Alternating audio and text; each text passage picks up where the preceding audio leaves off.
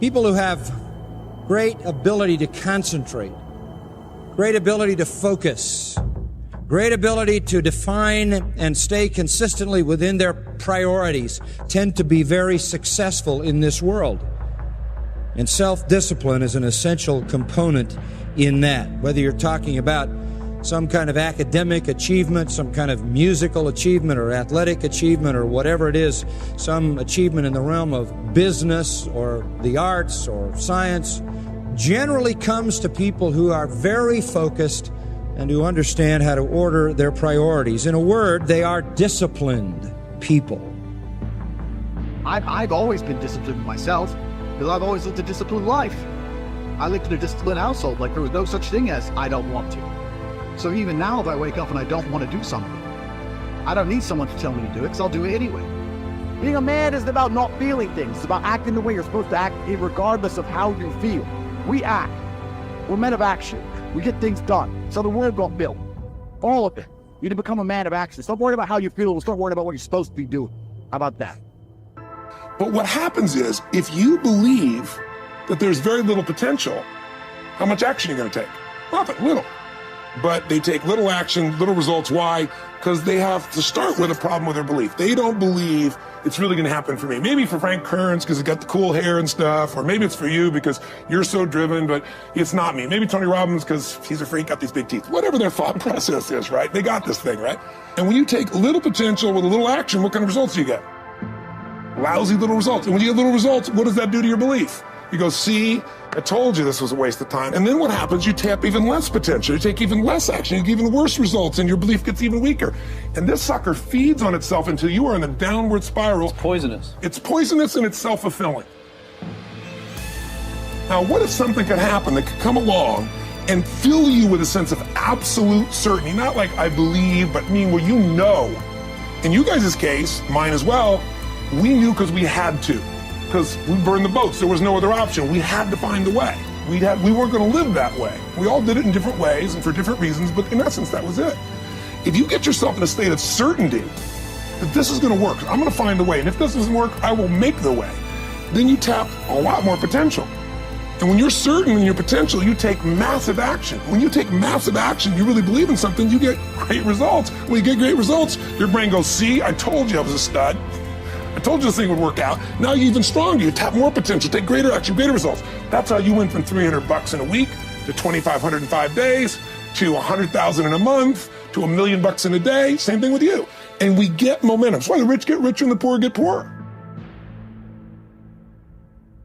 If you just make a decision, it can be sometimes the day that starts you on a brand new journey. Sometimes when you look back on it, the day that you decided was just about as exciting as the day when you finally accomplished the project.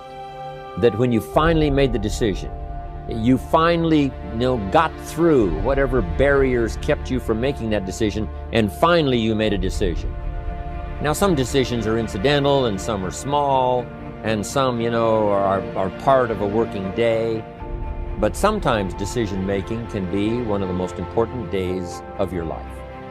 Maybe a decision you've postponed, and now you understand the penalty of postponing that decision. You've got to do something, and finally you come to the conclusion, today is the day. I now decide.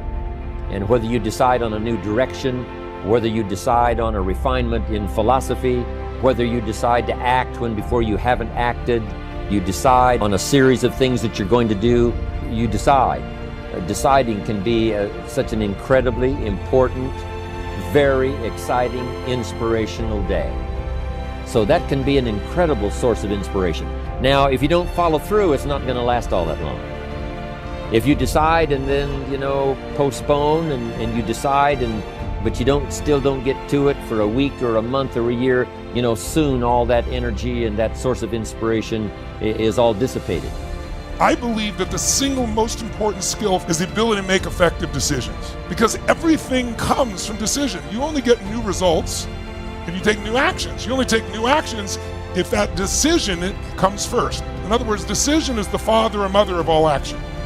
But not all decisions are equally good, as we all know. And the quality of our life comes down to the quality of our decisions. You want action. Action means you have to make some decisions along the way. And decisions, most people are so afraid to make the wrong decision, they don't make any decision. That is what you really need to be afraid of, being stagnant. So, get up and go. That idea isn't going to execute itself. You have to do it, and you have to do it now. Don't wait anymore. Don't think anymore. Don't plan anymore. Don't contemplate anymore. Don't make any more excuses or justifications. Don't rationalize anything else. No. Take the risk. Take the gamble. Take action now. No complacency. By 66, Pompey had already earned the title Magnus, making him, in fact, and in name, Pompey the Great. He had reconquered Spain. He had served as Rome's consul not once but twice. He had defeated Spartacus in the Third Servile War. And now he was being sent to dispatch the Cilician pirates who terrorized the Mediterranean. Before he left, he stopped for a private consultation with the Stoic philosopher Posidonius, one of the great minds of the ancient world. Posidonius's advice might have seemed rather redundant. Be the best and always superior to others, he had told the ambitious general, quoting a line from the Odyssey. But Posidonius wasn't talking about achieving more victories over the enemy. He was talking about conquering the self, not honors, but being honorable. Plutarch tells us about a far less famous general and statesman in Greece, many generations before Pompey. Despite his brilliance on and off the battlefield, Epaminondas was appointed to an insulting minor office in Thebes. In fact, it was because of his brilliance that he was put in charge of the city's sewers. Instead of being provoked or despairing at his irrelevance, a number of jealous and fearful rivals thought it would effectively end his career.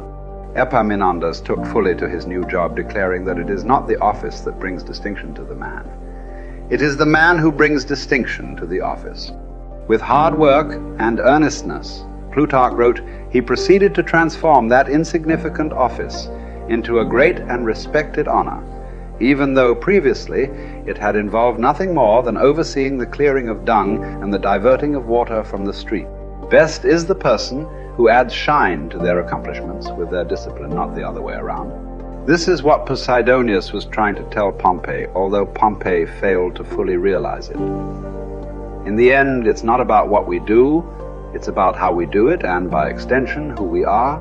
Too often, we find people choosing to be great at their profession over being a great human being, believing that success or art or fame or power must be pursued to the exclusion of all else. Does it have to be that way? Does being loved have to be at odds with being lovely? Or can temperance, as Cicero claimed, be the fine polish on top of a great life? Queen Elizabeth inherited the monarchy. Marcus Aurelius was selected for the purple as a boy, but it wasn't the throne that made either of them kingly. It was their behavior. They were what the ancients called first citizens, for their character as much as their rank. As Marcus said, his aim was never to be the most powerful king, never to conquer the most territory, or build the most beautiful buildings. Instead, he was after perfection of character, to live your last day, every day, without frenzy or sloth or pretense. It just happens that wonderful external accomplishments, like those achieved by Elizabeth and Marcus, can come out of internal endeavor. They are not the goal, they are the byproduct. Conquering the world is almost easy after we have fully conquered ourselves. Certainly fewer people have done the latter than the former. This is what you find when you study the true masters of any profession. They don't care much about winning, about money, about fame, about most of the things that have come their way as a result of their success. Their journey has always been towards something bigger. They aren't running a race against the competition. They are in a battle with themselves. Self-discipline has never been about punishment or deprivation. It is about becoming the best that you are capable of becoming. The battle to be the best has less to do with beating others and more to do with beating down those urges, those flaws, those selfish instincts that every human has. There was never enough for Pompey, nothing sacred. His endless ambition, his insane love of glory, as Posidonius called it, would ally him with Caesar, setting in motion the destruction of the republic he once loved. He would wake up to this Faustian bargain eventually and fight valiantly to preserve Rome, but it would be too late. He would be defeated by Caesar's armies at Phasaelus in a day, losing everything that he had acquired, and then shortly thereafter losing his life as well. His last words would quote another ancient playwright, Sophocles. "Whoever makes his journey to a tyrant's court becomes his slave, although he went there a free man. By chasing the wrong kind of best, fame, fortune, power winning, Pompey had chained himself to the worst. It cost him everything. As it does for all of us, when we compromise, when we relax our discipline, when we make exceptions and do what is expedient instead of what we know is right. History is replete with great conquerors. There are far fewer generals who were great people. Talented writers, groundbreaking scientists, incredible athletes, bold entrepreneurs. All these types are rare. Rarer still, and all the more impressive, are those who manage to achieve these feats without losing control of themselves, without becoming slaves to their ambition, to their careers, to their urges. Who will you be? What race are you running? Who are you trying to beat? And is it for the best